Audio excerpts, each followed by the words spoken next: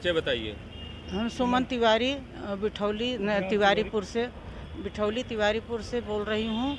और हमारे ऊपर शिवम तिवारी प्रेम शंकर के लड़के ने मुझे मारा।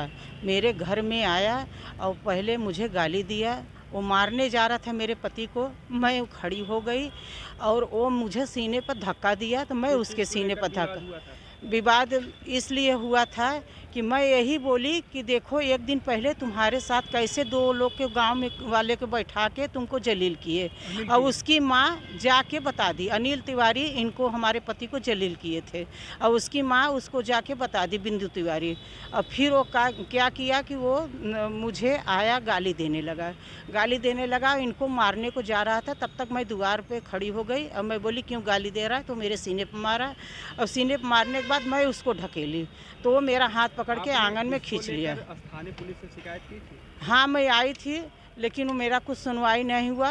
एसपी साहब बोले कि वो पढ़ने वाला बच्चा है, अभी मैं लाल कलम चला दूंगा तो उसका ज़िंदगी खराब हो जाएगा। आपको कहाँ कहाँ चोट आई? मुझे उंगली में, मेरा कहाँ बाएं हाथ का उंगली तोड़ दिया था और दाहिने हाथ का कलाई मोड़ दिया था, कंधा मोड़ दिया था, मेरे बाएं पैर में का नल्ला तोड़ दिया था। और पैर पहले पकड़ा, फिर उसके बाद खड़ा हुआ तो उसकी माँ मेरे सीना पे मारी और उसकी माँ मेरी मुंह पकड़ी और वो क्या किया, मेरा उंगली तोड़ रहा था। फिर तो क्या कार्रवाई हुआ उसके खिलाफ? कुछ नहीं हुआ। वो चूड़ी फोड़ के मेरा उंगली भी चीर दिया था। मेरा चूड़ी थाने पे कुछ नहीं हुआ। अच्छा बताइए।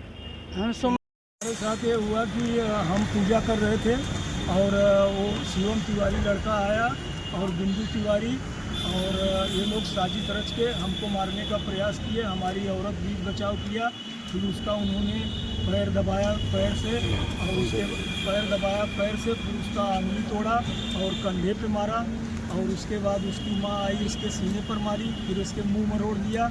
ये हम आए हंडिया थाना में।